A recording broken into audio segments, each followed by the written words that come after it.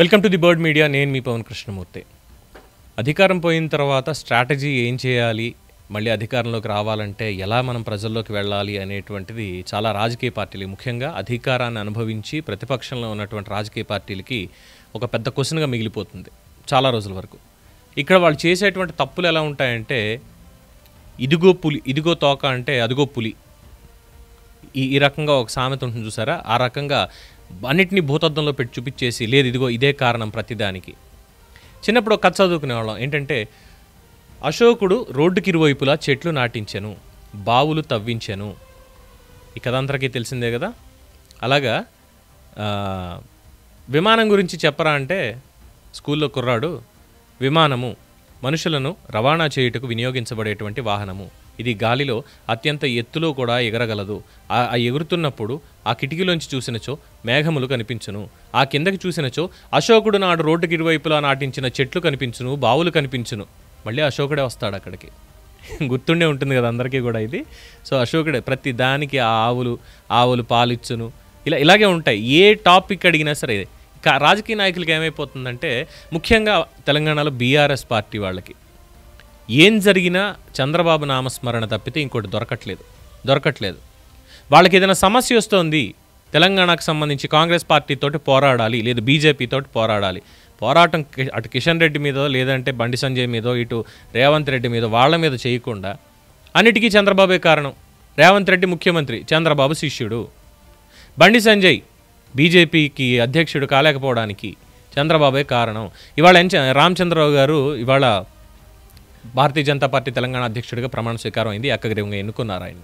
దానికి కూడా చంద్రబాబే కారణం. ఇది బీఆర్ఎస్ వాళ్ళు, బీఆర్ఎస్ మీడియా చేస్తున్నటువంటి ప్రచారం. ప్రతి దానికి కూడా ఎలా అయిపోతుందంటే, ఏ సంగతి తీసుకోండి, ఆఖరికి మన జరిగినటువంటి మహాన్యూస్లో ఏవైతే తమ్నైల్స్ వాళ్ళు పెట్టారో, అది కూడా చంద్రబాబు నాయుడు మహావంశీకి వాళ్ళ టీంకి ఫోన్ చేసి, ఫలానా దాంట్లో తమ్నైల్ ఇలా పెట్టు, ఫలానా దాంట్లో ఇలా ప్రచారం చెయ్యి, ఫలానా దాంట్లో ఇలా చెయ్యి, దీంట్లో వీళ్ళని టార్గెట్ చెయ్యి, ఆయన దిశానిర్దేశం చేస్తే మహావంశీ గారు చేశారట. ఇది జగదీష్ రెడ్డి గారు మాజీ మంత్రి, ఆయన ఆరోపణ. ఏం చెప్పాలి వీళ్ళకి అంటే, ప్రతి దానికి కూడా కేసీఆర్ పొద్దున్నే నిద్రలేచారు, కారణం చంద్రబాబు. మధ్యాహ్నం భోజనం చేశారు, కారణం చంద్రబాబు. రాత్రి పడుకున్నారు, పుస్తకాలు చదివారు, దానికి కారణం చంద్రబాబు అన్నట్టుగా ఉంది వీళ్ళ పరిస్థితి.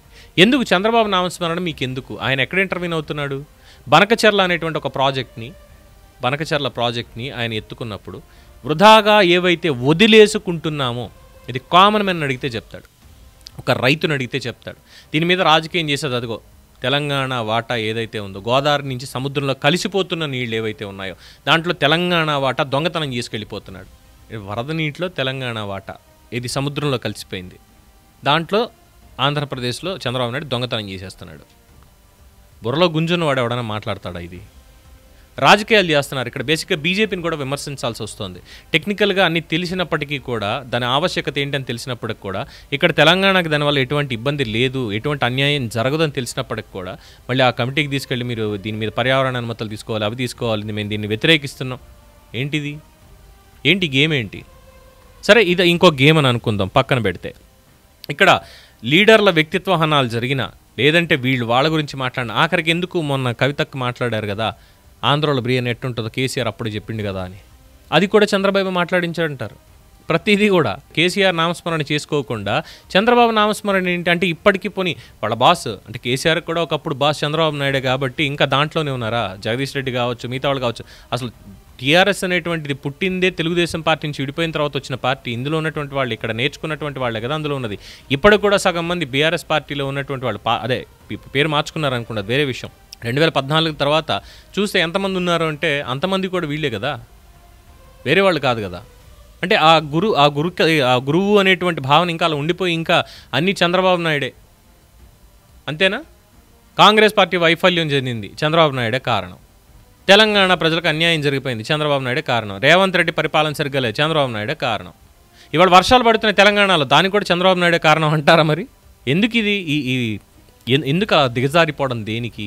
అస్తిత్వాన్ని కోల్పోవడం దేనికి? ఆయన పని ఏదో ఆయన చేసుకుంటున్నాడు, అమరావతిని కట్టుకుంటున్నాడు హ్యాపీగా. ఇక్కడి నుంచి సైబరాబాద్ నేను తీసుకెళ్ళట్లేదుగా.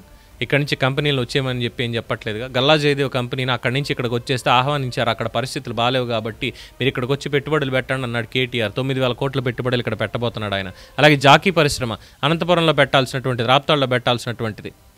అక్కడ జరిగినటువంటి కుట్రలు ఇవన్నీ కూడా చూసిన తర్వాత మరి ఏ విధంగా ఉంది అనేది తెలిస్తే అక్కడి నుంచి వచ్చి ఇక్కడ 2 చోట్ల పెడుతున్నారు ఈరోజు. Lulu mall, of course Lulu mall ఇక్కడ పెట్టారు, అక్కడ కూడా పెట్టడానికి సిద్ధం అవుతున్నారు, పెట్టుబడులు పెట్టడానికి. మేము అక్కడ పెట్టుకుందాం అనుకున్నాం వైజాగ్లో, ముందుగా వద్దన్నారు, చాలా ఇబ్బందులు పెట్టారు, అందుకే తెలంగాణకు వచ్చాం. ఇక్కడ పెట్టాము మేము హైటెక్ సిటీ దగ్గరికి, కూకట్పల్లిలో కేపీహెచ్బీలో పెట్టాము మేము, జేఎన్టీ దగ్గర లులు మాల్ని.